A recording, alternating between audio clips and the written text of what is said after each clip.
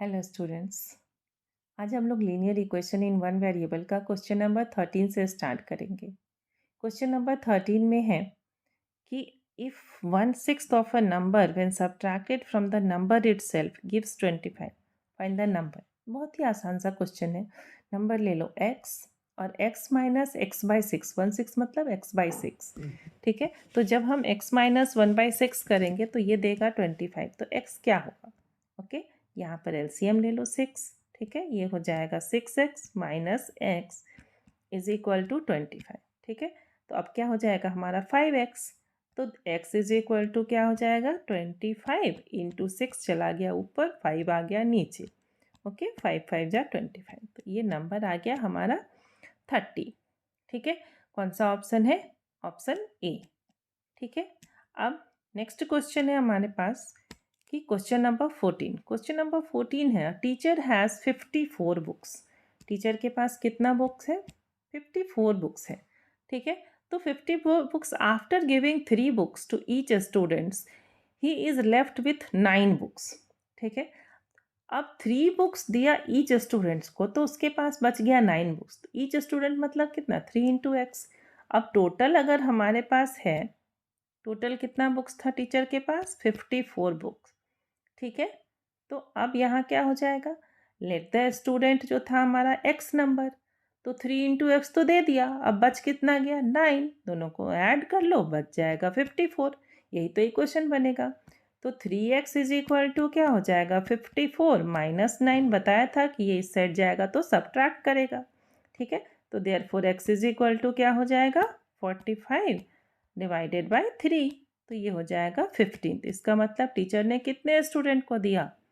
15 student को दिया, और option number C. Okay, next जो क्वेश्चन है हमारा वो क्वेश्चन है 15। ओके, क्वेश्चन नंबर 15 क्या कहता है कि Sunita is twice as old as Asima. ऐसे क्वेश्चन में जो बड़ा एज हो उसको नहीं लेकर के हम छोटे एज को एक्स लेते हैं। ठीक है, इससे आसानी से इक्वेशन फॉर्म होता है। ठीक है, तो अब किसका एज कम है? सुनीता तो ट्वाइस है, तो असीमा का कितना ले लेंगे? एक्स ले लेते हैं एज, एक्स ईयर्स। ठीक है, तो सुनीता कितना एज हो जाएगा उसका? 2x ईयर, क्योंकि वो ट्वाइस है। अब बोल क्या रहा है कि Asima, if 6 years is subtracted from Asima's age. चलो असीमा के एज में से 6 ईयर माइनस कर लेते हैं। ठीक है, and 4 years added to Sunita's age. Sunita के एज में 4 ईयर्स ऐड कर लेते हैं।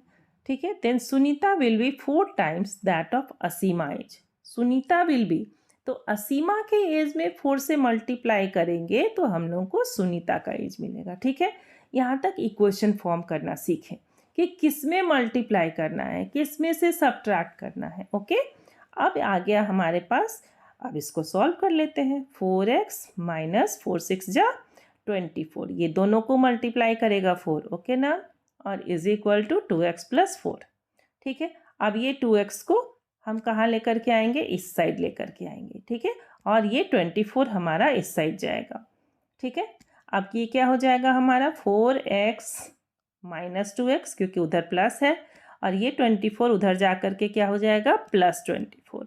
ठीक है, तो यहाँ 2x इज इक्वल टू आ गया 28, तो x इज इक्वल टू क्या आ जाएगा? 28 divided by 2 is equal to 14।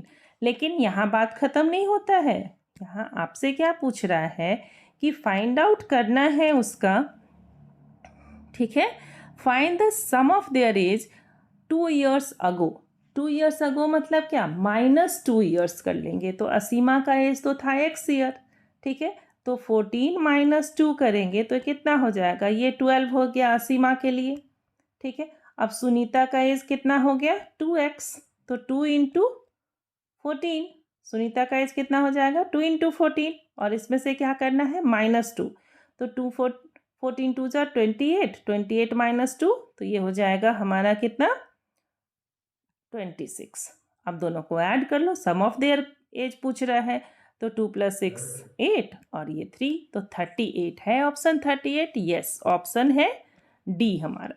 Okay, चलिए ये तो हो गया। नेक्स्ट क्वेश्चन क्या है? Question number 16। ठीक है, क्वेश्चन नंबर 16 में है आपका यस, क्वेश्चन नंबर 16 है क्या कि at a party coffee, squash and fruit juice were offer to guest, 1/4 guest drank coffee. चलिए टोटल नंबर हम ले लेते हैं गेस्ट का x। टोटल गेस्ट कितने हो गए आपके पास?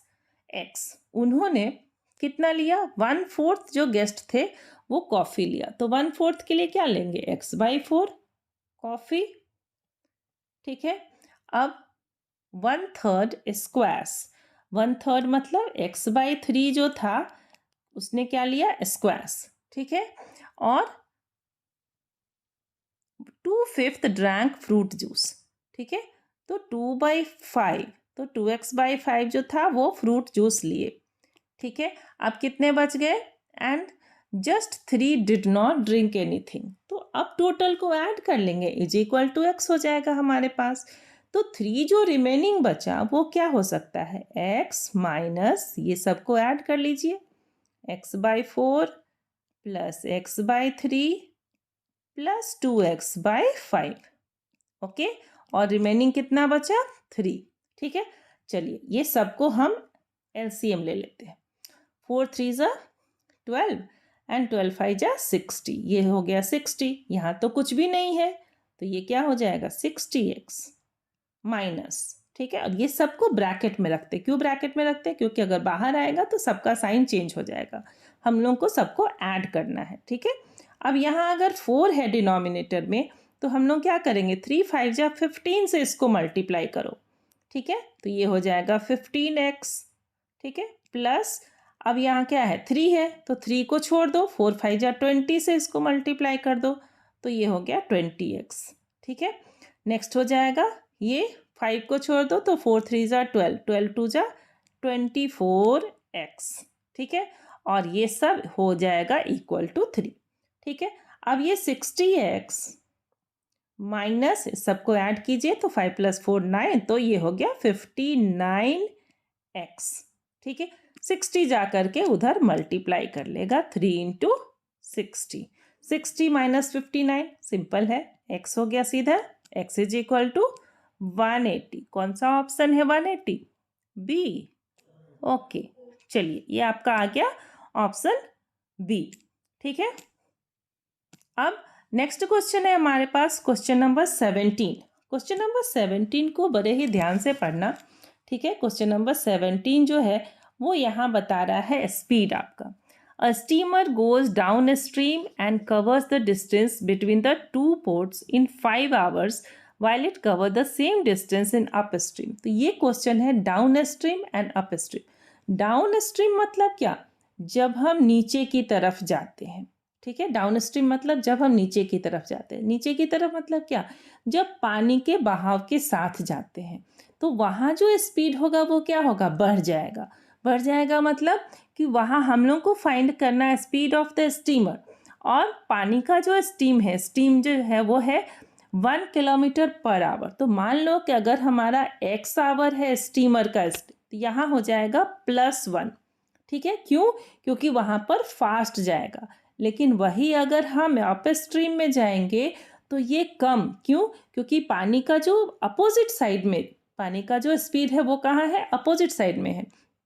तो यहाँ हम लोग क्या लिखते हैं? ये डाउन स्ट्रीम में हो जाएगा x + 1 km/h। ठीक है, और अप स्ट्रीम में क्या हो जाएगा? x - 1 km/h। इसको ध्यान से समझना जरूरी है। ठीक है, क्वेश्चन तो अपने आप बन जाएगा। ओके, अब क्या बोल रहा है कि between 2 ports 5 hours while it covers the same distance upstream in 6 hours if the speed of the stream is 1 km, find the speed of the steamer। अब यहाँ क्या है कि डिस्टेंस तो इक्वल है दोनों में, डिस्टेंस तो इक्वल गया, टाइम अलग अलग लग रहा है। ठीक है, अब बताओ डिस्टेंस इज इक्वल टू क्या? Distance is equal to speed into time. ठीक है, अब स्पीड जो पहला स्पीड हुआ वो कितना हो गया? x + 1। ठीक है, और इनटू हो गया कितना? टाइम कितना है? पहले वाले को कम टाइम लगेगा तो इनटू हो गया 5। ठीक है, और जो डिस्टेंस हमारा, अगर ये d1 है तो d2 ले लेंगे तो वो कितना हो जाएगा हमारा? स्पीड हो गया x - 1, तो टाइम कितना लगा? 6 आवर्स। ठीक, अब इन दोनों को इक्वल कर लो क्योंकि डिस्टेंस तो इक्वल है। तो क्या लिखेंगे हम लोग, x plus 1 into 5 is equal to x minus 1 into 6, है ना। अब इसको सॉल्व कर लेते हैं। इक्वेशन बनाना ज़्यादा दिक्कत है, सॉल्व करना कुछ नहीं। एक बार इक्वेशन ठीक से बन जाएगा तो सॉल्व अपने आप हो जाएगा। ओके, अब चलिए इसको सॉल्व करते हैं। 5x plus 5 is equal to 6x minus 6। बड़ा ही आसान लग रहा है। 5x को ले जा करके उधर सब्ट्रैक्ट कर लो तो 5 और ये 6 आकर के इधर क्या हो जाएगा, ये प्लस हो जाएगा। ये याद रखेंगे, जो इधर आएगा वो प्लस हो जाएगा, जो उधर जा रहा है वो माइनस हो जाएगा, है ना। ठीक है, तो इसको हम लोग क्या कर लेते हैं, माइनस कर लेते हैं। ठीक है, अब 5 plus 6 is equal to 6x minus 5x। तो सीधा सीधा आ गया। 5x प्लस 6 तो 11, तो 11 kilometre per hour is equal to x। ठीक है ऑप्शन, यस ऑप्शन है आपका बी। ठीक है, तो चलिए ऑप्शन ले लेते हैं हम लोग बी। ओके, नेक्स्ट क्वेश्चन क्या है आपके पास।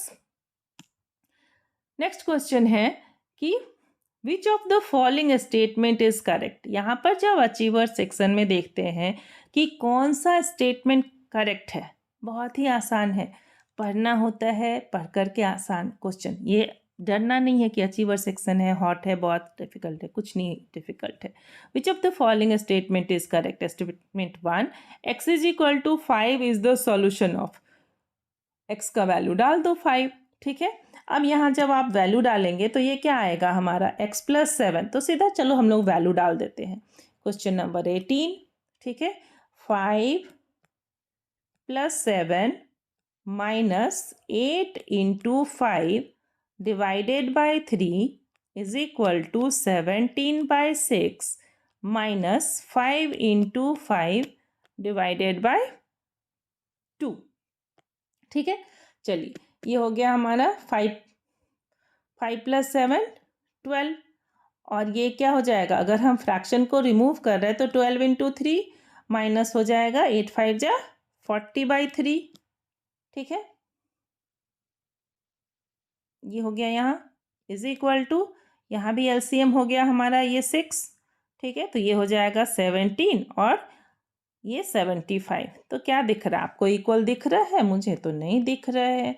12 3 जा हो गया 36, 36 minus 40 divided by 3 is equal to, ये 17 सब्ट्रैक्ट करेंगे इसमें तो ये हम लोग को इक्वल नहीं दिख रहा है ना। तो ये इक्वल नहीं है, तो सॉल्यूशन ये क्या हो गया हमारा, रॉन्ग हो गया। ठीक है, इसको क्या कर लेंगे हम लोग, 15 माइनस 7 ये हो गया 8 और ये 6 माइनस 1 तो 5, 58 बाई 6। ठीक है, ये हो जाएगा हमारा कितना, -4। तो ये नेगेटिव है और ये पॉजिटिव है, तो ये नॉट इक्वल टू। ओके, चलिए अब नेक्स्ट देख लेते हैं हम लोग क्या है हमारे पास। x is equal to 28 the solution of this. चलिए देख लेते हैं वो सही है कि नहीं। ठीक है, तो यहाँ हो जाएगा 2x, x is equal to है 28, तो 2 into 28 divided by 7 plus 28 by 2 is equal to 3 into 28 divided by 4 plus 1। Okay, 7 4 जा 21, 2 4 जा हो गया 8 और ये हो गया 2 से 14। ठीक है, तो 8 प्लस 14 इज इक्वल टू 4 7 जा 28, 7 3 जा 21 प्लस 1। ये तो लगता है इक्वल है, नहीं। तो 22 is equal to 22, that means this statement is correct. तो यहाँ क्या हो जाएगा, ओनली स्टेटमेंट 2 इज करेक्ट। तो यहाँ आंसर हो जाएगा आपका बी। ओके,